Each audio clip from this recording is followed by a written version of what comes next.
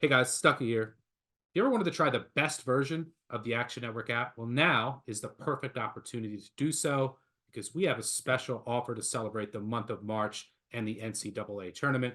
You can get pro access for just $9.99 for the first month. That will give you access to things like Sean Kerner's player prop projections, which are invaluable, real time money percentages, and our model's biggest edges, and much more. All you have to do is head over to actionnetwork.com/madness. That's actionnetwork.com/madness and get there before the deal expires. Cheers. What's up, Degenerate Nation? Welcome to the Big Bets on Campus podcast presented by BetMGM. This is the College Basketball Conference Tournament Betting Preview, Part 6. I'm Stucky, and joining me today is one of the members of the three-man weave, Matty Cox. We're going to cover the Big 12, the ACC, and the Pac-12. I'll be recording 2 more episodes after this with his compadres to cover 7 more leagues. They'll be out by the time when you're listening to this. Those 2 should be out. And then we'll have 1 more we'll record on Monday to hit the rest of the league. So busy day. It's a beautiful time of the year. Yesterday, recording this Sunday morning, was awesome. They should I want them to play the Big South tournament again. Just play it back again for fun. Overtime craziness everywhere, buzzer beaters. It was pretty insane. Matty, what's going on, brother? Living large, Stuck, Big South, and yeah, throw ASUN in that mix too. Like those, just based on the entertainment value they've given us the last few tournaments, we need to elevate them to the main board next year. I'm tired of seeing the 6 digits next to their name on the rotation sheet. So, motion to promote both those conferences. I think they've earned it. I'm not sure the books agree, but we'll see. Yeah, it's been an exciting weekend, and there's only more excitement to come. We are officially in the heart of March, but let's get right into it. Let's start off with the Pac-12. Arizona is obviously the favorite here as the 1 seed. They are minus 160. As I always say, shop around. I'm just going based off one book here. Odds are pretty limited as we're doing this. But Arizona is the favorite around minus 160. They are the top seed in this tournament, which will be played in Vegas. Top 4 seeds get a bye into the quarterfinals on Thursday. 8 through 12 seeds will play in the first round on Wednesday. And then in order for that, one of those teams to cut down the nets, they would have to win 4 games in 4 days, with the championship being played on Saturday. As far as housekeeping is concerned, because I'll go through this for every league, especially when we get to the Big 12, lots of injuries to note and monitor. As far as the Pac-12 is concerned, a team that's not a player, but it's worth mentioning, Jose Perez for Arizona State just left the program yesterday or the day before. So they had an impressive 47-point outing against UCLA. So that's definitely worth noting, especially as you're handicapping these first-round matchups. I'd also mention Colorado. It was making me look a little better. I played a Final Four future on them, and they were... Wait, I just looked at the odds this morning, actually. It's like, okay, they can win away from the mountaintop. I'm starting to be a little bit titillated by this bunch. No question. Yeah, I played the really Final Four future, and then I was like, maybe I should just waited and played them to make the tournament at 4-1. I think they're favorites to make the tournament now, but they are hot. They've won 6 straight, but they do have some injury concerns. Cody Williams, potential first-round draft pick, he's been out with an ankle injury. Julian Hammond has been out. De Silva has just been playing at an incredible level, and obviously KJ Simpson, one of the best point guards in the league, and then Eddie Lampkin doing work on the offensive glass inside. They are a dangerous team that's dealt with a lot of injuries. They are the 3 seed in the bottom half of the bracket. They would have to take on the winner of a fading Utah team and a bad Arizona State team without Perez, and then presumably play Washington State. Washington State is, I love Kyle Smith. They kind of faded down the stretch a bit, and yeah, they peaked. I think they hit their plateau, right? I mean, how much better Miles could they Rice really have played? maybe hit a little bit of a wall, I think.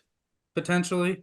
Um, but they lost 2 of 4. They lost at home to Washington. They also lost at Arizona State.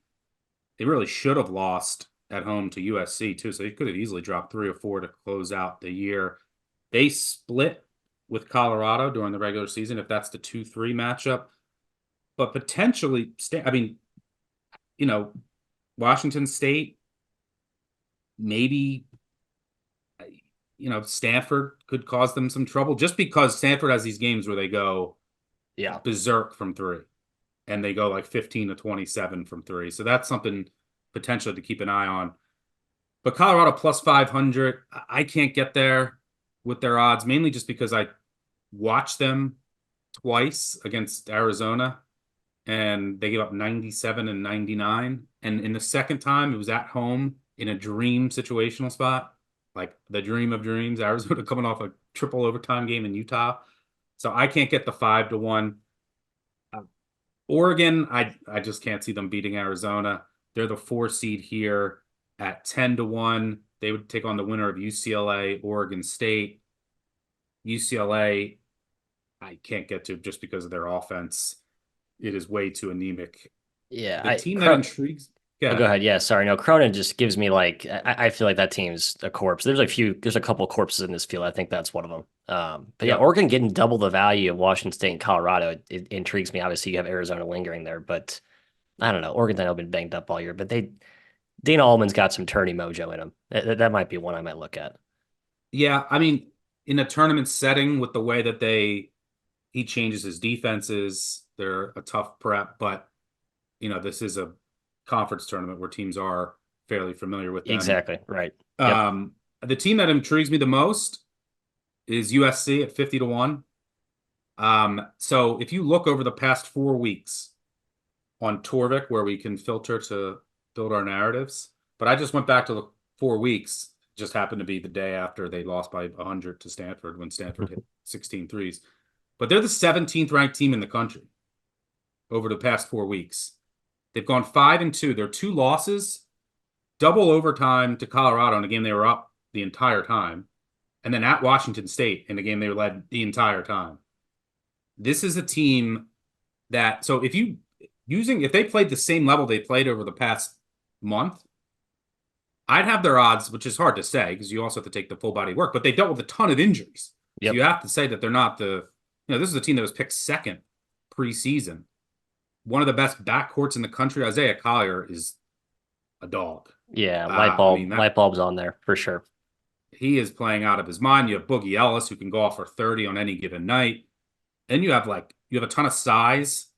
You have 2 potential defensive player of the year types, like Pac-12 defensive player of the year types in Kobe Johnson and Joshua Morgan. I think Morgan actually won defensive player of the year. Yeah, in the he's been a beast. And Johnson had 6 steals and 4 dimes against Arizona. Just beat him, right? And that's who you're going to catch in the second round if they can advance. So I'm with you. That's the team I wrote down too. I had USC circled, underlined, bolded, the whole 9 yards. Obviously the 4 games in 4 days, role player type too that can hit threes and so this team is a potential bid steal. Now they got to get by Washington and Arizona, 2 teams that they just beat. They beat Arizona. They won at Washington, and they should have won at Washington State. They could have easily beat Colorado. They lost in double overtime. This team's dangerous. Now Arizona's gonna be waiting for them. They just beat Arizona, so it's like a tough spot. That because they won that game, they went from the 11 to the 9. I think the 11 would have been a much easier path. Yep. But 50-1. With all that talent, I think they're worth a little flyer. Yeah, think about it this way, right? So if you get 50-1, they get past Washington, which I think we'd agree is a little bit more dangerous of a threat than meets the eye. I mean, playing better, a little healthier. But I mean, I think Hopkins is, the coach to be named, Danny Sprinkle here in a second. I think that team is going to fold, and just the way USC is playing, I think they get past them. But they beat Arizona again. I think we just saw, while it's a bad spot, I think we were at least convinced that on the same court they looked, they could hang. They get that win, then you're just in an absolute gold hedge opportunity, right? Because by that point, they'll be favored the next 2 games. You would think, the way they're playing, the way the odds makers will react to their pricing, like against Oregon or UCLA. And then in the final against Washington State, Colorado, I mean, there's a good chance you're getting a favorite where you can hedge with the good dog in the semis and the final. So yeah, I kind of like looking at like, okay, 50-1. Is that a good price that they beat Washington and Arizona? It's like, yeah, I kind of think so. They just beat Arizona, and Washington's basically like the walking wounded right now. So that, yeah, I think that's the best value bet on the board. Colorado is probably my second pick, but I think USC is the best play here. Yeah. Yeah, I mean, maybe because Colorado's playing so well, be like a pick if they get to the final. Right, But but I like, don't think, yeah, it'd be close, and they would not be a major dog USC in the semi no. or finals at all. So And if yeah, you project that out, just a money line rollover would be around, say 5-1 against Arizona, um, small favorite against Washington, pick. pick right. Yeah, I think they would be a favorite over Oregon. I think so too. But that's around, 45, 50-1. And that's Okay, so assuming no that's upsets. fair There value. could, Okay, right, exactly. yeah. So there's like, you could have, a team like Utah get there. You could have Oregon go down to UCLA. I mean, So Oregon there's other State, things. Wayne Tinkle's done it before when no one saw it coming. So I think this is like of all the cliche dark horse chatter for these conference tournaments, I think this one truly has the most. Every team except Arizona State, I think, could win a game or two. Even Oregon State, as crazy as that sounds, just because of the way Tinkle's track record in this tournament, the way they can mix and match defenses. Stanford, when they're healthy, Spencer Jones is in there. Their goods as good as anyone's in this league. And the Darling Cow with Mark Metz and the Dancing Bear, I think we've seen some uptick from them recently. They don't have a ton of depth. I'm not sure how well they play in a tournament setting, but I think they could easily march to the semis in a hot streak with the triumvirate of Jalen's. Yeah, Jalen's. That's right. Yeah. So yeah, so back to the point about another reason why taking that USC flyer is good. From a futures perspective, not the money line rollers, because yeah, I think you will see some mayhem chaos throughout the rest of the bracket here. Yeah. And this is a team that they're going to get, you're just going to get, you're not going to go through too many droughts with the way Collier's playing and being able to get to the rim. They'll just have some dumb turnovers for long stretches. Yeah, But Collier, the biggest culprit in that regard. Yeah. like he can just, whenever, like, to end a score, he'll just get to the rim at will. And their defense, so it's a 50-1 shot. Their defense, play a lot of zone. They're long, and this is one of the reasons I like them against Arizona. I bet them last night is because they just have a bunch of bodies like Uchuku, Johnson, that they can, excuse me, I think I said Kobe Johnson before, but Joshua Morgan, did I mention him? Yeah. Yeah, yeah, he's great. That's like I think the biggest unsung hero in this whole bracket. Like he was hurt and they weren't good and they got him back. And like since he's been healthy, I think he's been a key part as to why they've been so much better. I mean, he's a defensive anchor for sure. Yep. But their defense, because they play a lot of zone and they're long, they give up a lot of threes, which just increases the variance Which is what you in want, games. exactly. Yep, Yep, which is precisely. what you want with a longer shot. So yeah, I think USC is the look here. I mean, how about One this, thing Stuck? They're dead last in Pac-12 in defensive free throw percentage, completely luck based, and dead last in 3-point percentage, which I think we'd agree they do give up some easy looks, no question, out of that zone. But you're number one in the conference in 2-point percentage defense, block rate. Like you're protecting the rim, turning people over. Again, I think you create the variance in the parts of the game you want to, and you roll the dice and you live with the rest. Yep, I agree. They are they on the season, their guarded jump shot rate allowed, they're in the 68th percentile. So they're not giving up a ton of open threes.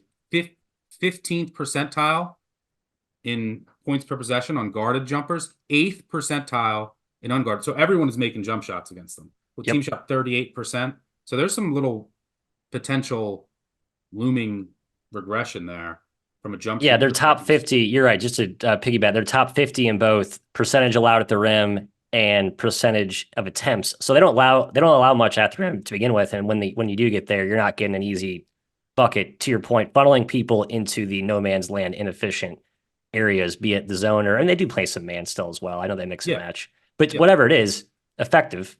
And I think there's definite value there. Yeah, it's a team that just had so many injuries so much talent. And then because of that, you're not able to build continuity. And I feel like they're just starting to do that. And they also can come into this tournament just playing completely loose, no expectations with all that talent. I think they're worth a flyer. It's finally March, so you know what that means. It's time to say top of the morning to the most famous St. Patrick's Day Shamrock Shavers, our new sponsor, Manscaped. Don't just chase rainbows this March. Make your own pot of gold and groom your little leprechaun with the leaders in below the kilt care. Clear your clover forest with Manscaped's Lawnmower 5.0 and join the 10 million men worldwide who trust Manscaped. Head over to manscaped.com and use code BBOC for 20% off plus free shipping. The Lawnmower 5.0 Ultra is your new lucky charm, and it's fully waterproof. So go ahead, shave by the misty moors, shave under a waterfall, shave while betting a second half total. The world is yours. Get 20% off and free shipping with code BBOC at manscaped.com. That's 20% off and free shipping with code BBOC at manscaped.com. This St. Patrick's Day, make sure your hairy little leprechaun is luckier than ever with Manscaped.